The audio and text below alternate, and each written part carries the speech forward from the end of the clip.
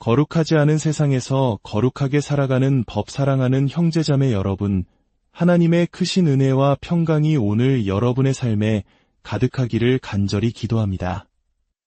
이 귀한 말씀을 듣기 전에 잠시 시간을 내어 이 은혜의 메시지가 더 많은 이들에게 닿을 수 있도록 도와주시겠습니까? 여러분이 이 영상을 공유하고 좋아요를 누르는 작은 행동 하나하나가 어둠 속에서 빛을 찾는 누군가에게 하나님의 사랑을 전하는 귀한 통로가 될 수 있습니다. 여러분의 그 아름다운 나눔 위에 우리 주님의 축복이 항상 함께 하시기를 소망합니다. 오늘 저는 여러분과 함께 거룩하지 않은 세상 속에서 어떻게 거룩한 삶을 살아갈 것인가에 대해 이야기 나누고 싶습니다. 요즘 시대를 살아가다 보면 누가 진정한 믿는 자이고 누가 그렇지 않은지 그 경계가 점점 희미해지고 있다는 것을 느낍니다. 아멘. 제가 이 말씀을 드리는 이유는 이것입니다. 단순히 자동차 뒷유리에 기독교 관련 스티커를 붙이고 목에 십자가 목걸이를 걸고 성경책을 들고 다닌다고 해서 그 사람이 마땅히 걸어야 할 믿음의 길을 걷고 있다고 단정할 수는 없기 때문입니다. 어쩌면 그들의 삶에 보이지 않는 곳에서는 세상과 타협하며 살아가고 있을지도 모릅니다. 저는 진심으로 믿습니다. 만약 우리가 차에 스티커를 붙이고 기독교 장신구를 하고 성경을 가지고 다니며 스스로를 크리스천으로 드러내고자 한다면 우리는 그에 합당한 삶을 살아내야만 합니다. 그렇지 않다면 차라리 그 모든 것을 떼어내는 것이 정직한 태도일 것입니다. 상황은 생각보다 심각합니다. 성경은 마지막 때에 관해 말씀하고 있습니다. 예수님께서 다시 오실 날이 얼마나 남았는지는 아무도 알 수 없지만 한 가지 확실한 것은 성경이 예언한 마지막 때의 징조들이 오늘날 우리 눈앞에서 분명하게 이루어지고 있다는 사실입니다. 우리가 깨달아야 할 것이 있습니다. 하나님께서 바로 이 시대에 우리를 살게 하신 데에는 분명한 이유가 있다는 것입니다. 여러분, 잘 들어보십시오. 여러분은 우연히 태어나 이 세상 어딘가에 던져진 존재가 아닙니다. 하나님께서는 분명한 목적을 가지고 이 시간, 이 장소에 여러분을 두셨습니다. 만약 여러분이 이 세계사의 전환점에서 지금 이곳에 존재하고 있다면 여러분에게는 감당해야 할 사명이 있는 것입니다. 그 사명은 단지 강단에 서 있는 목회자들에게만 주어진 것이 아닙니다. 사실 진정한 도움이 필요한 대부분의 사람들은 교회 안으로 들어오지 않을 것입니다. 그들은 바로 여러분이 살아가고 있는 세상 속에 있습니다. 그러므로 우리의 역할은 여러분을 훈련시켜 세상으로 나아가 사역의 일을 감당하게 하는 것입니다. 다시 한번 말씀드립니다. 교회의 오중 사역은 여러분을 훈련시켜 세상으로 나아가게 하는 것입니다. 지금은 단순히 교회에 와서 강단에 선 사람을 존경의 눈으로 바라보기만 할 때가 아닙니다. 지금은 여러분이 들은 모든 말씀을 붙잡고 그것을 세상으로 가지고 나아가 삶으로 실천할 준비를 해야 할 때입니다. 마태복음 24장은 마지막 때의 징조에 대해 말하면서 그 시대에는 속임수와 미혹이 만연할 것이라고 경고합니다. 그 미혹이 너무나도 커서 만약 하나님께서 택하신 자들을 위해 그날들을 줄여주시지 않는다면 아무도 그 미혹을 감당할 수 없을 것이라고 말씀합니다. 여러분은 하나님께서 여러분을 속임수로부터 지켜주시도록 미혹에 빠지지 않도록 기도하고 계십니까? 매일 기도하십니까? 만약 그렇지 않다면 오늘부터 매일 그렇게 기도하시기를 권면합니다. 왜냐하면 나는 절대 속지 않아라고 생각하는 것 자체가 이미 속임수에 빠져 있다는 증거이기 때문입니다. 오늘 제가 전하려는 메시지를 더 분명하게 하기 위해 몇 가지 이야기를 나누고자 합니다. 제가 아는 한 남자가 있습니다. 그의 아내가 이혼을 요구했습니다. 그는 마침 이혼을 진행 중인 다른 친구를 알고 있었죠. 그 친구는 아파트에 살고 있었는데 이미 결혼한 상태임에도 불구하고 다른 여자친구와 동거하고 있었습니다. 그래서 그는 자신의 아파트를 다른 사람에게 다시 세를 놓으려 했습니다. 이야기의 황당한 부분은 아직 시작도 안 했는데 벌써 웃으시는군요. 그런데 그 친구가 제 지인에게 이렇게 제안했습니다. 우리 성령의 열매를 맺기 위해서 일주일에 하루씩 금식하는 게 어때? 여러분, 이 상황이 이해가 되십니까? 그는 아내가 있는 유부남이고 다른 여자와 동거하고 있으면서 성령의 열매를 위해 금식하자고 제안한 것입니다. 저는 속으로 생각했습니다. 제정신인가? 하나님께서는 제사보다 순종을 원하신다고 말씀하셨습니다. 많은 경우 사람들은 하나님께서 하라고 명하신 일은 하지 않으면서 그 불순종을 만회하기 위해 다른 종교적인 행위로 대체하려는 경향이 있습니다. 이사야 시녀덜방에서도 이스라엘 백성들이 이렇게 불평합니다. 우리가 금식하는데 어찌하여 주께서 보지 아니하시오며 우리가 마음을 괴롭게 하는데 어찌하여 알아주지 아니하시나이까? 그러자 하나님께서 대답하십니다. 보라, 너희가 금식하는 날에 오락을 구하며 온갖 일을 시키는도다. 너희가 금식하면서 논쟁하며 다투며 악한 주먹으로 치는도다.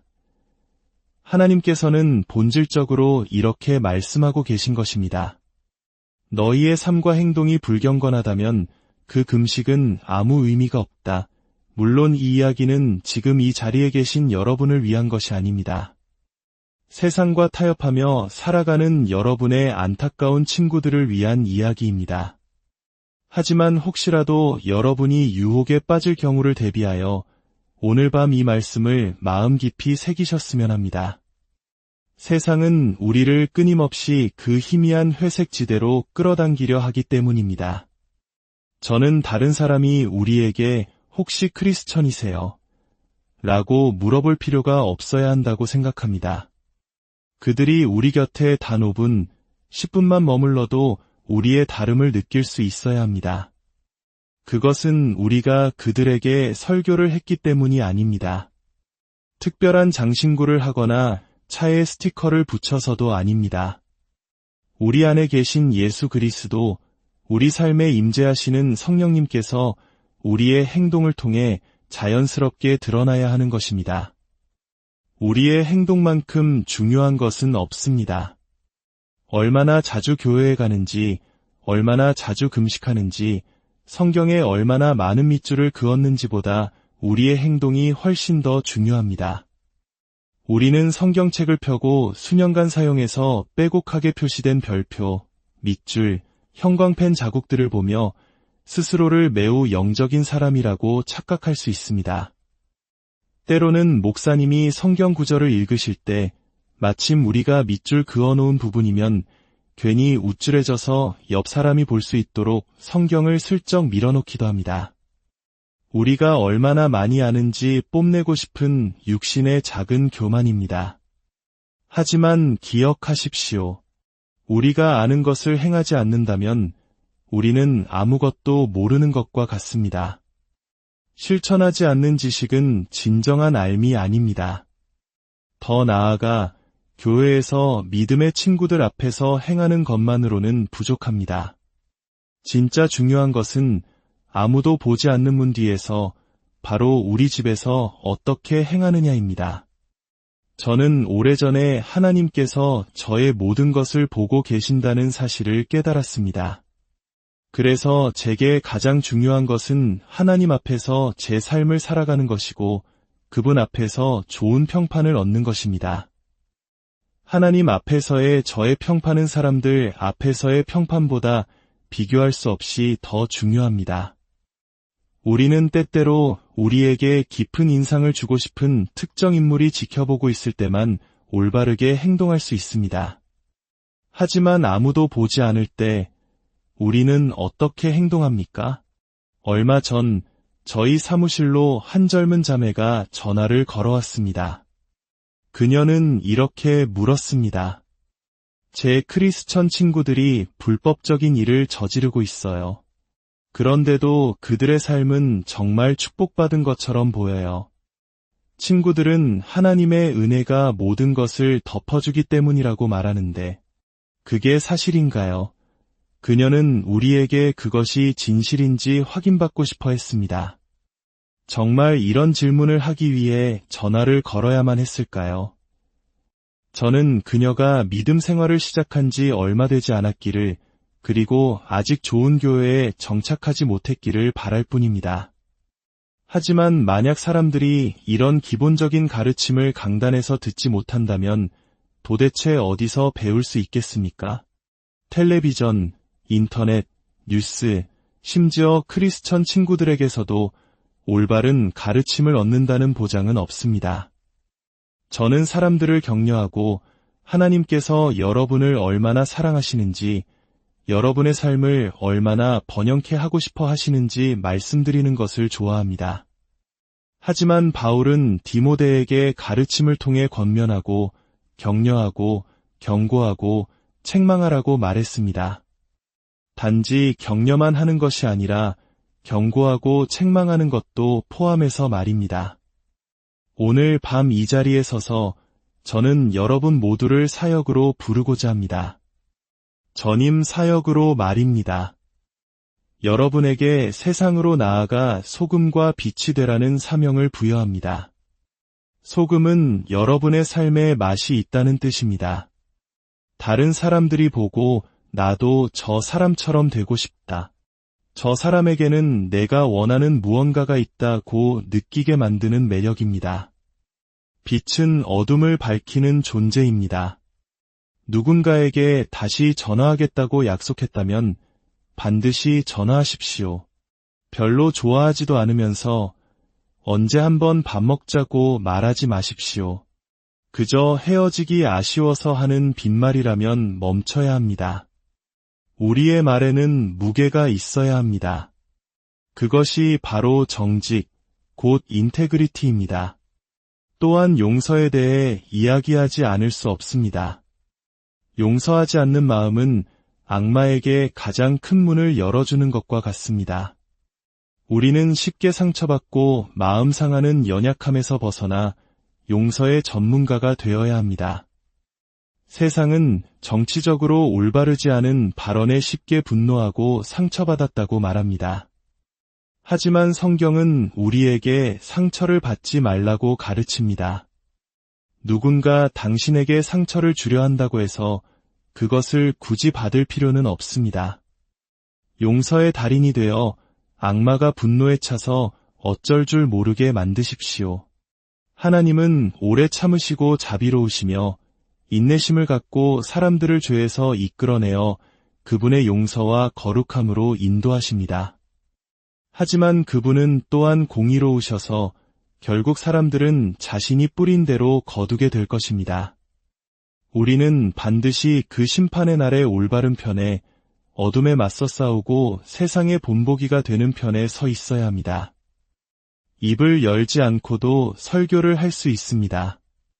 크리스천 행성이라는 이상한 곳에서 온 사람처럼 기이하게 행동할 필요도 없습니다. 지나치게 종교적인 모습을 보일 필요도 없습니다. 우리는 세상 속에 살면서도 세상에 속하지 않을 수 있습니다.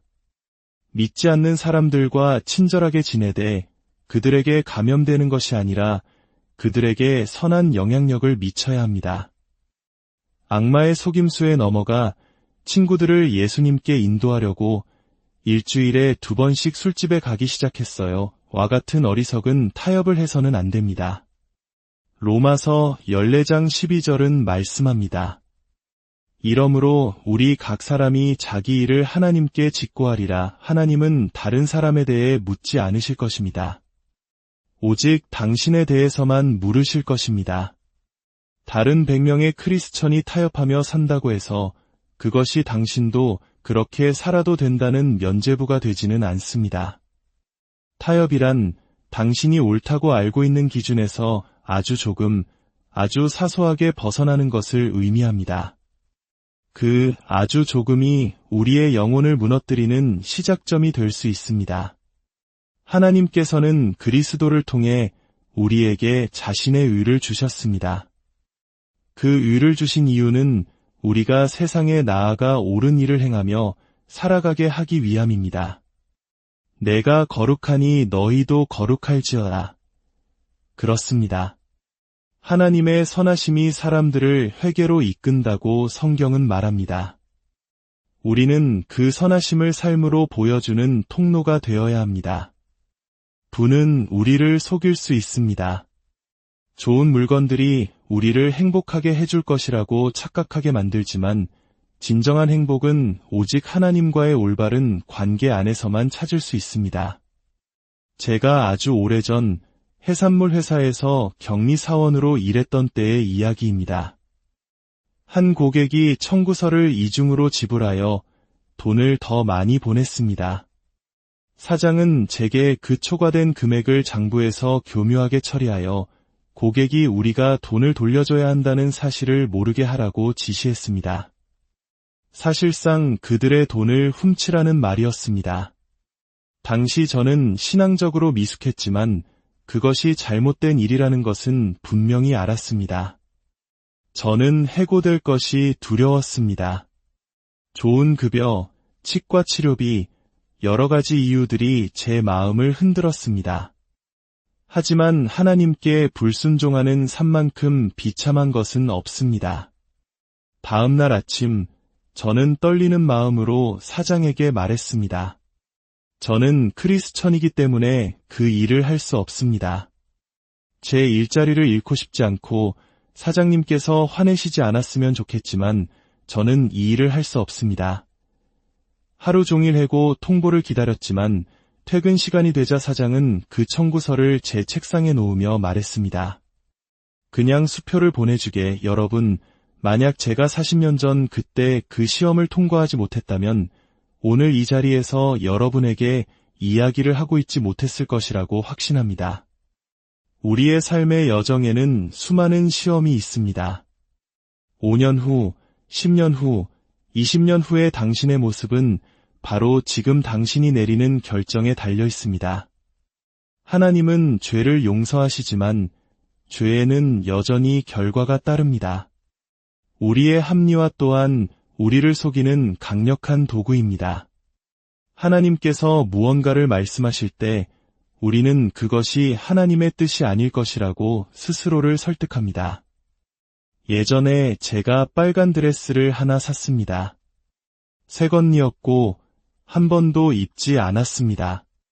어느 날 옷장에서 기도하던 중 그 빨간 드레스를 자매에게 주어라는 마음의 음성을 들었습니다. 저는 즉시 생각했습니다. 하나님의 뜻이 아닐 거야. 이건 새 옷이잖아. 저는 그 생각을 무시했습니다.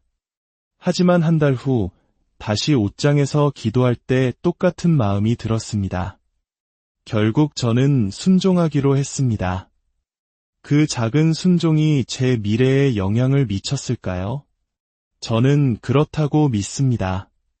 우리가 하나님의 말씀에 순종할 때 그것은 미래의 축복을 가져옵니다. 반대로 불순종할 때는 그렇지 않습니다. 순종은 우리 삶의 기름 부음과 깊은 관련이 있습니다. 기름 부음은 하나님의 능력이 우리를 통해 다른 사람들에게 흘러가는 축복의 통로입니다. 우리는 그것을 소중히 여기고 지켜야 합니다.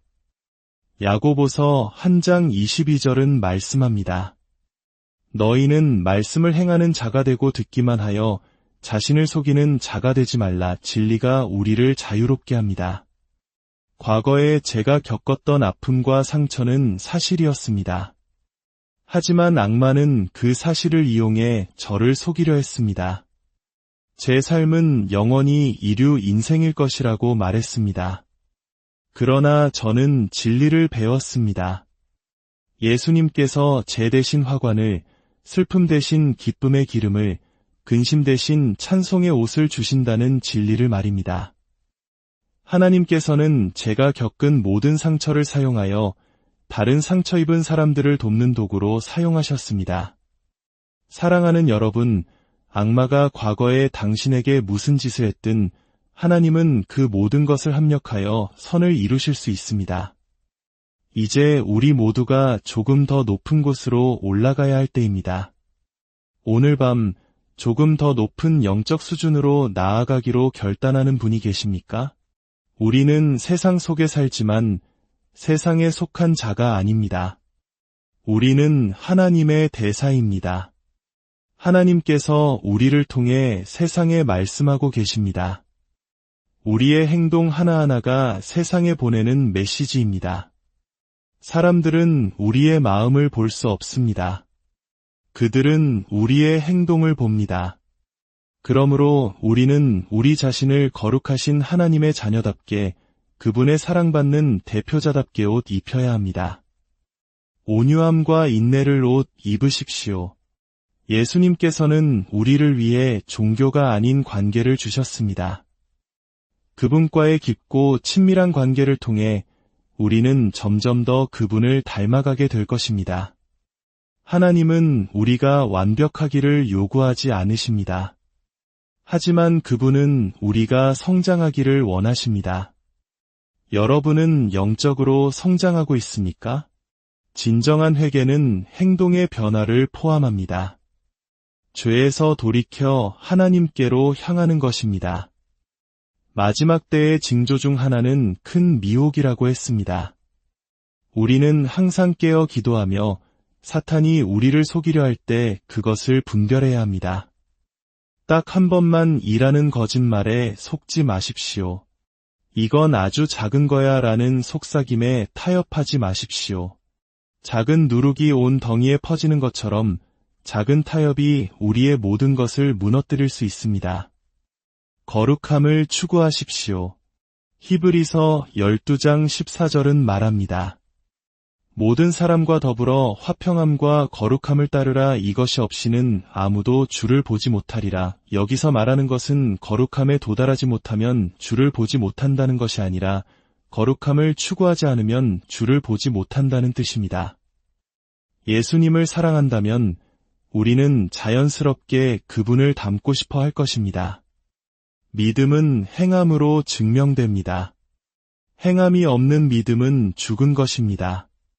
우리가 정말로 크리스천이라면 우리의 삶에서는 반드시 크리스천의 열매가 맺혀야 합니다. 복숭아 나무는 나는 복숭아 나무다 라고 외치지 않아도 복숭아 열매로 자신을 증명합니다. 우리의 삶도 거룩한 행실이라는 열매를 통해 우리가 누구의 자녀인지 증명해야 합니다. 오늘 이 시간 하나님께서 여러분 각자의 마음을 만지시고 세상의 기준이 아닌 하나님의 거룩한 기준을 따라 살기로 새롭게 결단하는 은혜가 있기를 축복합니다. 여러분의 삶이 세상 속에서 빛나는 등대가 되어 길 잃은 영혼들을 하나님 아버지의 품으로 인도하는 귀한 도구가 되기를 주님의 이름으로